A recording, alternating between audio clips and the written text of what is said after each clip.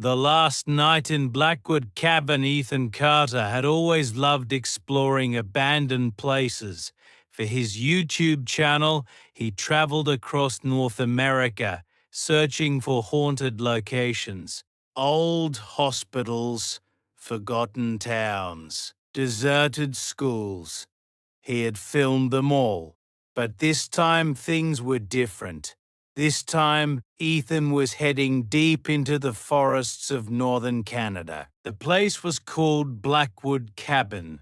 According to local rumors, the cabin had been abandoned for almost 40 years. People said a family once lived there, but something terrible happened during a brutal winter storm. After that night, no one ever stayed in the cabin again. Not even for a single night.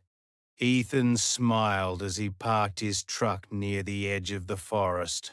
"This is perfect," he said while adjusting his camera.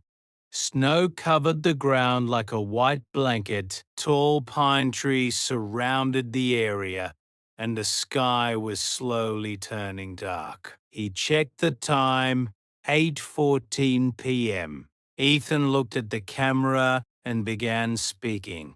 "All right, guys. Tonight I'm spending the night inside one of Canada's most haunted cabins." The wind howled through the trees, almost like a warning. Ethan grabbed his flashlight and backpack. Then he started walking toward the cabin. It stood alone in the middle of the forest. Old, broken, forgotten. The wooden walls were dark and rotten.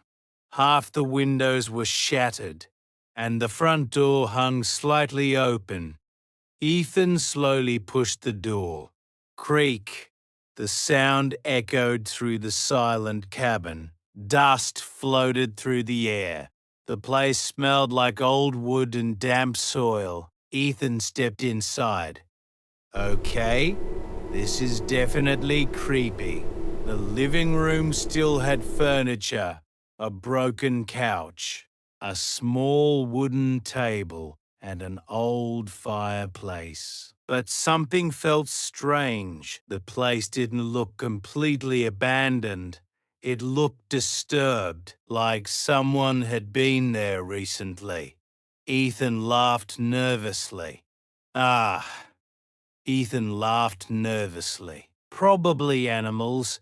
He placed his camera on a small tripod and started filming. Suddenly, thud. Something hit the wall upstairs.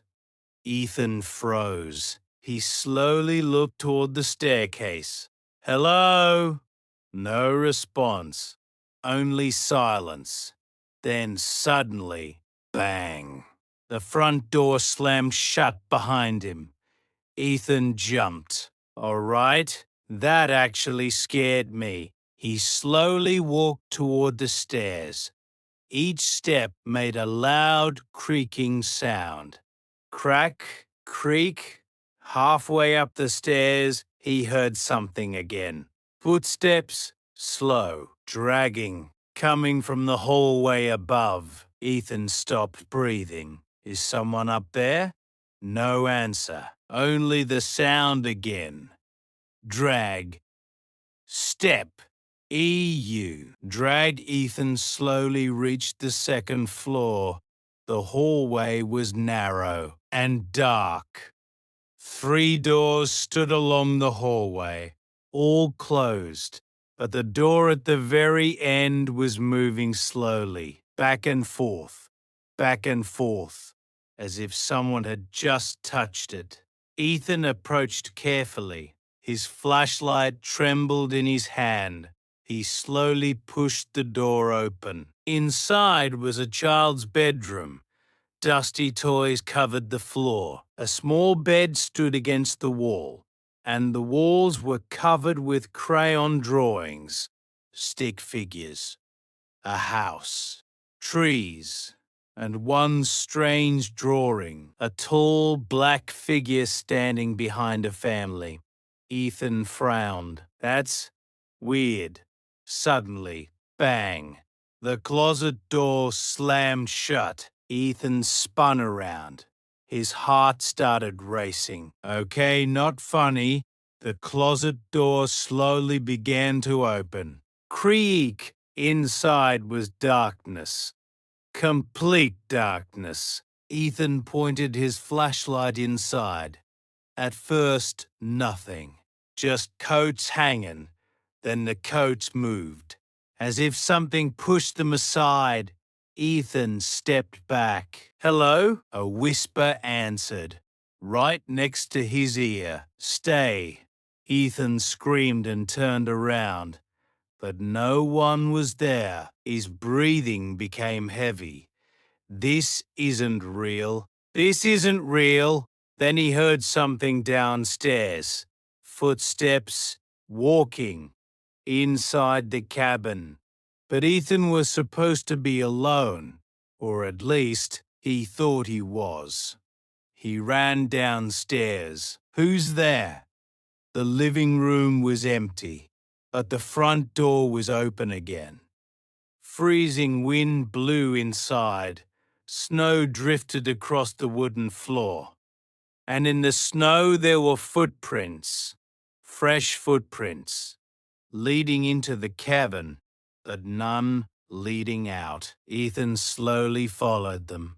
They stopped in the middle of the room, right in front of him. Then something whispered again, "Don't leave." Suddenly, pleasantly, the fireplace lit up. Bright orange flames filled the room. Ethan stepped back in shock, and in the firelight, he saw them, 3 figures standing silently in the corner, a man, a woman, and a child. Their faces were pale, frozen, dead. The child's head slowly turned toward Ethan. Its mouth opened, and it screamed. The sound was inhuman. Ethan dropped the camera. The video recovered from the camera later shows only darkness, heavy breathing, running footsteps. Then Ethan's voice shouting, "Get away from me." Then silence. After that, a child's voice can be heard clearly. "You should have stayed." The video ends there.